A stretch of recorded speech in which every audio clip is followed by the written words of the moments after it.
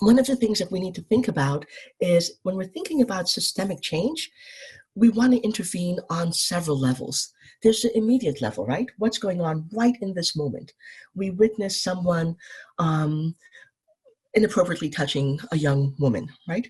That's an immediate challenge that's happening in the moment. That's about two people.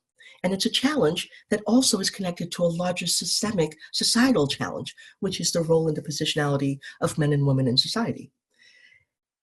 So we have the immediate challenge that we need to deal with, but then we also have this bigger, longer term challenge that we also need to focus on. And NVC has a role to offer at both of these levels. The third level that I'll just mention briefly is the one that Martin Luther King was advocating for, which is the ultimate goal, which is we want to create beloved community where things are equitable, everyone's needs are held, everyone is together. That's our long-term ultimate goal. But generally, most of us are thinking about the immediate challenge and then the intermediary goal, how do we create systemic change? At the immediate level, NVC talks a lot about protective use of force. And I want to briefly connect protective use of force with the issue of request and demands, because that's another place where I see language in NVC can sometimes serve to disenfranchise certain people. When I see something, like let's say that I saw someone touching a young child, right? And I'm using a very inflammatory example because I think it makes it very clear what our response will be inside. This is an example that immediately goes to protective use of force. We have no issues, no problems making demands and saying that behavior needs to stop, that child needs to be safe. So when there's clear harm, NVC has language that talks about it's okay to make a demand in this moment. Demands serve to create safety for people who need safety, who are least able to protect themselves. We can use that same analogy to talk about harm that's occurring on the systemic level.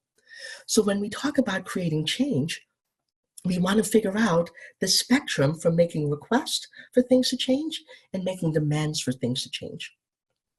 And this is one of the places where I think connecting NVC and nonviolent, King and nonviolence can be really helpful. So at the immediate level, when I see harm happening, what NVC can offer us is the ability to self-connect. I want to understand in this moment, what's going on? How am I feeling about it? What are my needs? And I also want to think about the needs of everyone else who's involved in that situation.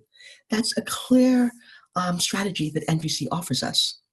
NVC also offers us the use of protective use of force where we see immediate harm happening. So we can actually do something to make the behavior stop with the least amount of harm to other people. As you can imagine, that's not necessarily enough because that's stopping this one instance of the behavior, and it doesn't necessarily allow us to change or to really address that what's happening is not isolated, that it's happening in a pattern of behaviors. And that's where Kingian nonviolence comes in. That when I see this immediate individual action happening, it's also connected to a larger systemic piece. And so I want to think about what are the challenges what are the goals that I'm trying to target here? If I want to make a request, if I want to make a demand for behavior to change, what are my goals? What is it connected to at the systemic level, not just at the individual level? And when I start to bring in the Kingian nonviolence piece, I also want to really interrogate this question of harm. I might choose to step up and allow myself to be harmed in order to make very visible the systemic patterns that are happening. That's what happened in the civil rights movement. That's what happened with Gandhi. People went to those lunch counters and sat down knowing that they would be harmed because it was a way to really understand and dramatize the problems that were going on and on and on at individual levels countlessly across the United States. So at the immediate level, I want to prevent harm to those who've not basically signed up for it. I want to prevent involuntary harm. But I might choose to put myself in harm's way and let that harm happen in order to bring clarity to what's going on, to make sure that the situation is understood. So then the next level that I want to talk about, and this is where NVC can play a huge role, is at that intermediate level. How do we actually move from just addressing the individual occurrences to creating systemic change? NVC offers huge, important guidelines that could change some of what I've been seeing happening in our political discourse.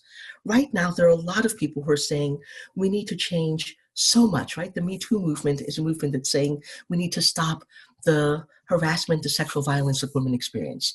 There's a lot of work being done on racial equity in the United States. There's work being done all around the world. And a lot of the work is being done in this very polarized fashion, that it's either me or you. My perspective is right, your perspective is wrong. There's a lot of calling out people, naming and shaming people in order to be able to create change. But a lot of research has shown that shame doesn't work. Shame doesn't actually work to create change. The more that people are shamed, the more they pull inwards, because we want to avoid shame at all costs. And so one way to avoid shame is to say, this person who's saying that my behavior is bad and calling me out, they're the ones who are wrong. They're the ones who are doing something wrong, and therefore what I'm doing is 100% correct, and I need to keep doing it. If shame doesn't work as a strategy, we need to bring something else, which is what NVC offers. I need to understand what is motivating people to keep this behavior going that's so clearly harmful, that has such cost not just to the folks who are being directly impacted, but usually to the person who's also doing that behavior, right? When I read the stories of people who are doing kind of the alt-right stuff, there was an article recently about a woman who was in the alt-right movement who was doing a lot of racist behaviors and who was also at the same time being subjugated as a woman and being told that women only had certain places. So what is motivating her to continue in this movement that has such cost to her and is impacting others so badly? If I don't understand those needs, the needs that she's trying to meet, whatever strategies that I use to create change are likely to fail. And so NVC, using the analysis of NVC to understand what's the motivating behavior, and not the most simplistic motivations, which is follow the money. Follow the money is not sufficient to understand why people are doing some of the things that they're doing. I really want to understand for each individual person, because many of the people who are creating these harms are not actually receiving a lot of financial gain, right? So there's something else that's motivating the behavior at the individual level. So I need to understand what's motivating this behavior in order to be able to craft the best way of changing that behavior. Another place that NVC does is when I think about Kenyan nonviolence, which was based on a lot of direct action, a lot of trying to dramatize, here's what's going on so that we can call people into the table, that they were able to say to the president, hey, we need to change the laws in this country, right? One of the things that NVC helps us to do is to understand who are the folks that we need to actually bring in, who is impacted, who is harmed, what are all of the needs of the various members of the community so that we know who to invite into those dialogues. So many times I see dialogues that are really just the people with some sort of power are the ones who are talking without connecting to who else is harmed, who else has been impacted, who else has needs in this situation, and how could we also bring them in and have them be part of the dialogue. So being able to track all of the different needs that are present allows us to know who needs to be part of that conversation. And it also allows us to track whatever solutions we come up with, are those solutions actually attending to all of the needs that are being identified? Another way that we use NVC at the systemic level is, as many of us know, there are many, many compromises that are made along the way. It doesn't have to be that way, but in reality, it often is. So when a law is created, some people are impacted more than others. If I'm tracking needs, if I'm tracking the different groups and I'm tracking the different needs, then I'm also tracking who's being asked over and over and over to have their needs go unmet.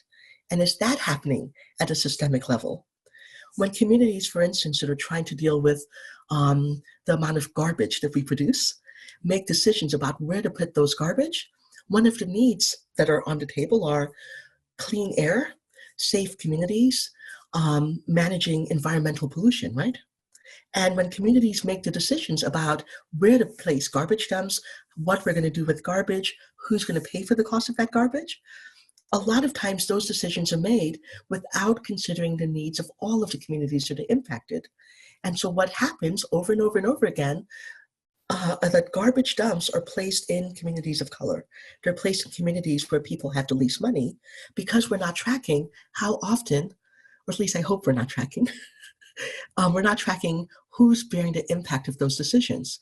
So if we bring a needs analysis to a lot of the laws, a lot of the decisions that we're making, a needs analysis that connects to who's bearing the impact, then we start to have a way to talk about why we need to change what's being proposed and why we need to come up with a different strategy.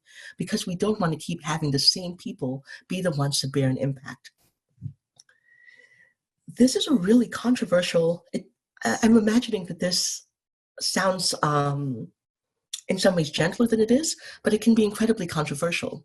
Because what I'm saying then is if we start looking at who's the one who's bearing the impact over and over and over again, and if communities are going to need to make a decision, not making a decision means that we're continuing the status quo, right? Which means that the communities who are impacted, whose needs have gone unmet, will continue to have their needs go unmet. So if that's the case, one of the requests that we can make is, if we have to make a decision and you can't make it, let's make a decision that's solely based on changing whose needs will continue to go unmet.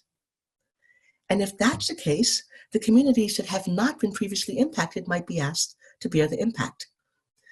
That's one way to use NVC to think about how do we make big systemic decisions, right? And it's one that receives a lot of resistance because all of a sudden people who have generally been safe, who, for instance, have never had a garbage dump in their neighborhood, might be asked to set aside land and deal with the impact of that. And they're saying, well, why us? We've never had this. You're now making us the bad guys. You're now making us have to bear this cost, without acknowledging that someone has always borne this cost. Someone has always had these needs go unmet. And by saying, why not you? I'm saying because we're trying to level the playing field in a bit.